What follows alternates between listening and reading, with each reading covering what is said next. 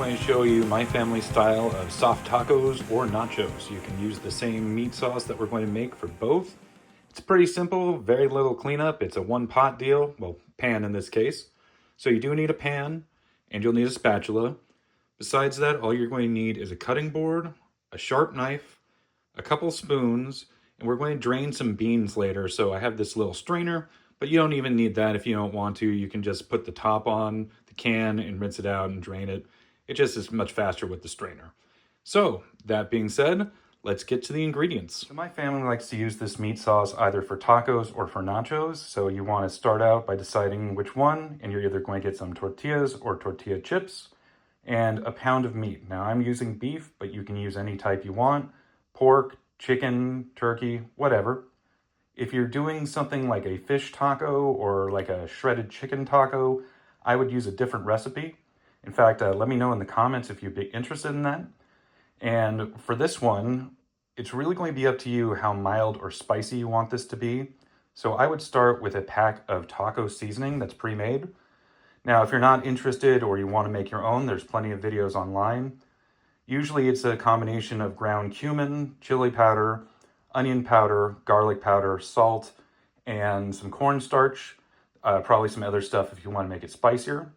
And we're using some of those same spices today because I like the extra flavor of the cumin in mine. Now this is where your first decision for heat comes in. If you want it to be hotter, go ahead and add more of the chili powder. If you want it to be mild, I would leave that out. But if you do want it to be hotter, you could also add red pepper flakes to give it an extra kick. I personally add curry powder. It doesn't do a lot for heat-wise, but it does a lot for flavor, so that's a nice addition as far as I'm concerned. When cooking, we're going to need garlic and, of course, olive oil. Today, we're also using tomato paste. You're also going to want a can of black beans, drained. I prefer to rinse them, but you don't have to if you don't want to. And some chopped green chilies. I would also drain those. And then here's where you're going to have to decide spice level again. So the basic ones you want are a red bell pepper and an onion. Now, if you want it spicier, you can add other peppers. I have a poblano here. Now, if you do those, make sure that you roast them so you can peel the skin off because the skin's not super appealing.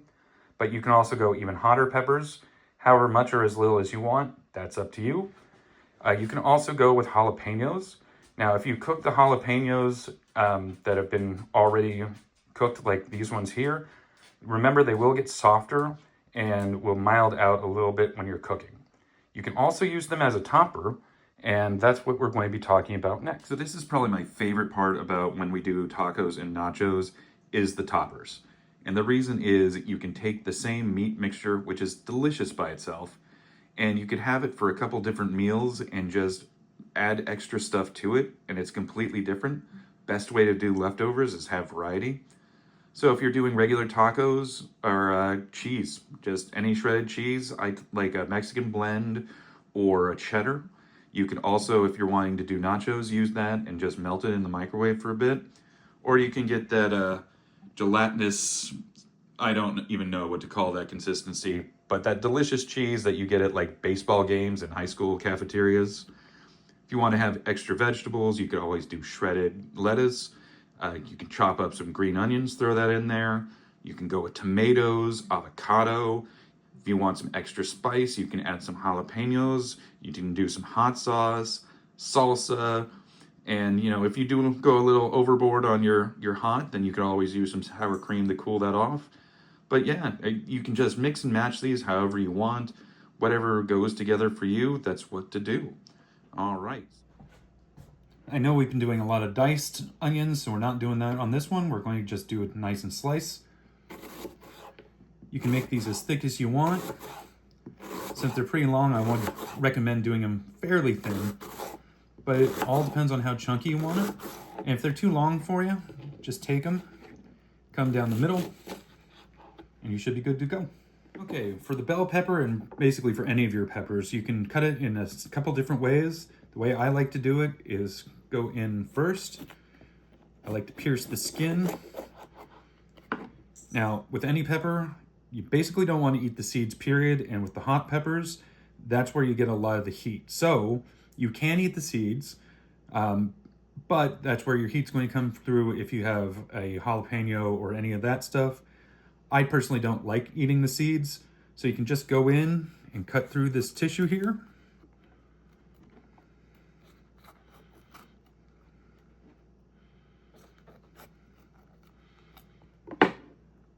Just pull it out, then I go over to the garbage can and I knock that out for this part because you don't want to waste your pepper if you can help it. Just cut around the stem.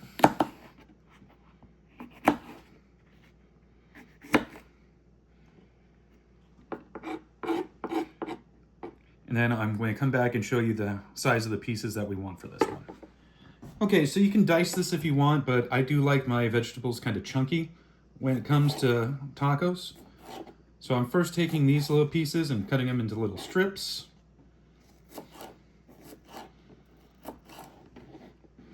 And then when you're doing this, what I like to do is, you see how it's got the internal divisions?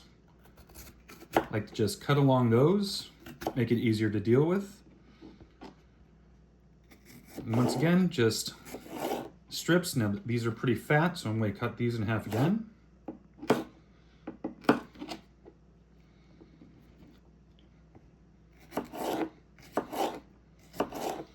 And if you want them smaller, like the onion, just cut them in half. That's fine. And just keep going until you have your desired amount.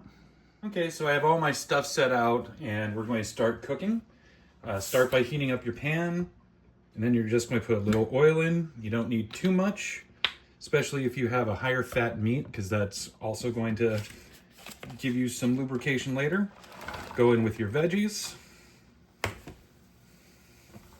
Give that a stir, coat it with the oil, and you're going to cook this for probably about 3 minutes until they start getting translucent, the onions. And at that point, we're going to add the garlic. So I'll be back when it's time for that. Okay, we've been cooking this down for about 3 minutes, and as you can see, the onions have started getting translucent. So go ahead and make a little well in the center. And then we're going to drop some garlic in and cook that for another minute. And then we're going to add the beef. That's a great sound, isn't it? Okay, now that the garlic's all cooked, once again, we're going to make a section. If you're finding anything sticking, you can add some more oil at this point. If not, just take your meat, drop it in.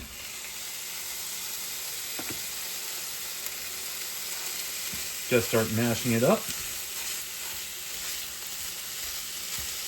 Once you start getting it brown on the one side, go ahead and mix it in with all the veggies and keep going until all the way brown, at which point we're going to add the spices and the little extras. Okay, now that the meat's almost done, we're going to add all of our extras. So first, go ahead and add some tomato paste, about a teaspoon or two, or a tablespoon or two.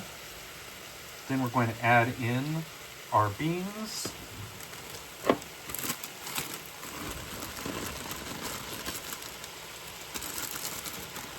And our chilies.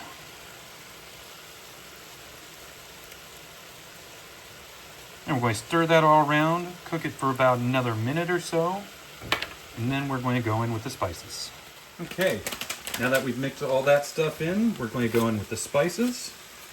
And at this point, you're going to lower your temperature to medium-low, because we're going to want the spices to have a bit of a chance to constitute and mix with all the flavors. So I like to start going in with the taco packet.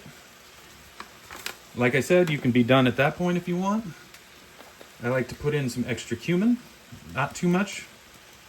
You don't want it to be overpowering.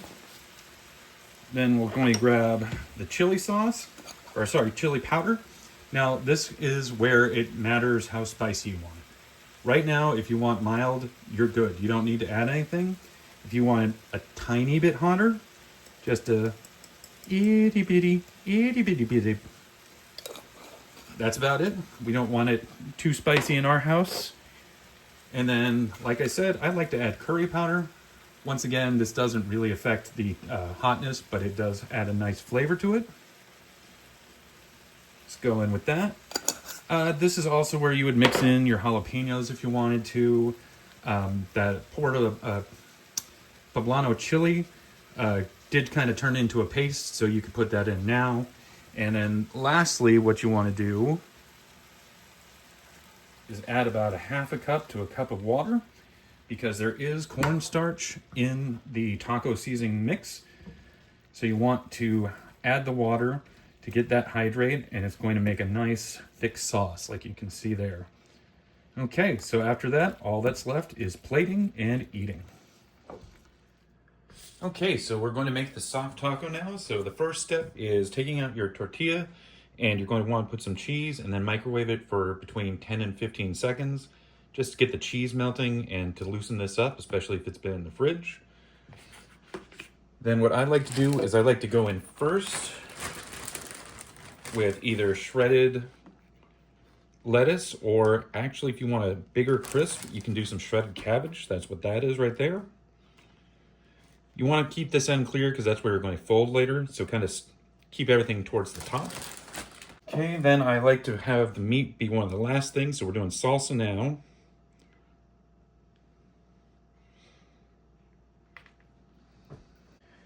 Tiny bit of hot sauce.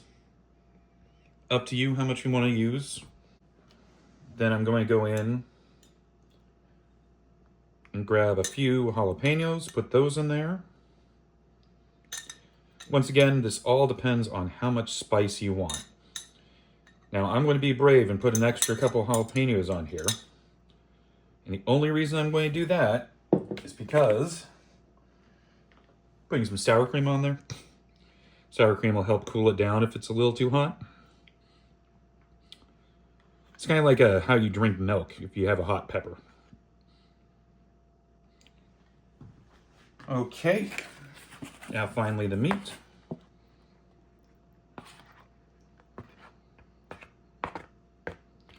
And this is a snack the next day after filming. I wanted to just try a second time, so that's why it's not out of the pan, in case you're wondering. All right, now let me see if I can make sure you guys can see this. All right, so I'm going to take the bottom, and you're going to fold it like that. And then you're going to take the one side and start rolling. Might have to push the stuff in a little bit. Now it's going to look like that at the bottom. You take this little bit, you push it in there, and you're good to go. And now we're going to do our nacho version. Now, like I said, we can have a lot of fun with the different toppings. Since I cook for multiple people, I like to go with the more mild. I do want mine spicier. So the first thing you're going to do is just lay out your chips in a bowl like this. Just sprinkle the meat around.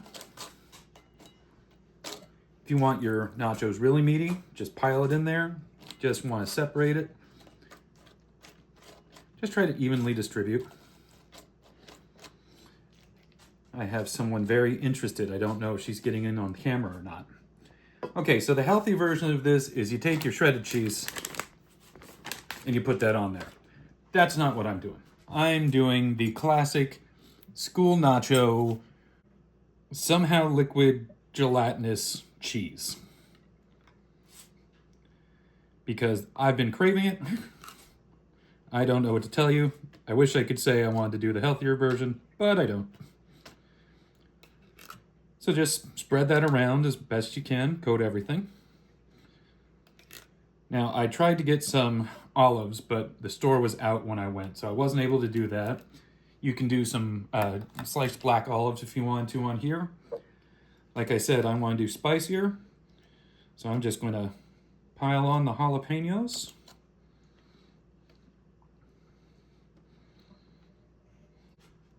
Little bit of salsa.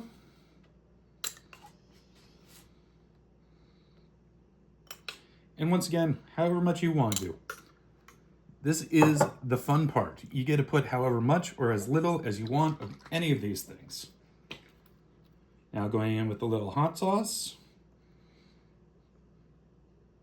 Hope I don't regret that later. I'm not super into spice, but I was craving a spicier nacho, so that's what we're doing.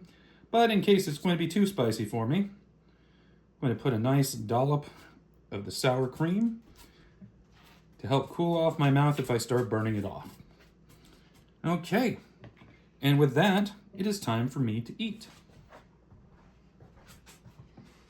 Like I said, this is a really versatile one. So just before we finish out here, I wanted to show you guys making a taco salad.